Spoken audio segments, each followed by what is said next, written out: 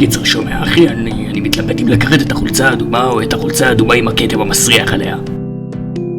למה שאתה תרצה כתם על החולצה שלך חתיכת אידיוט? אפשר לעזור לכם? לא צריך אחי.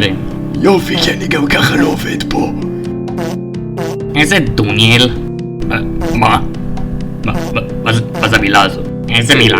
אתה אמרת כזה איזה משהו דוניאל, אני לא בטוח מה זה אומר אפילו, מה זה אמור להבינה. אוקיי, אתה רואה את הילד הזה שמה? סליחה אדוני, אבל אפשר במטוטה לשחק לך על הטלפון את האניברסרי החדש של דרגון בול לג'נדס? יש איבנט ואני אשמח לפתוח משמש חדש על הטלפון שלך ואולי נמחק אותו אם אתה תהיה נחמד. זה דוגמה די טובה לדוניאל. נראה לי שהבנתי. טוב, לא משנה, אני לוקח את החולצה עם הכתם.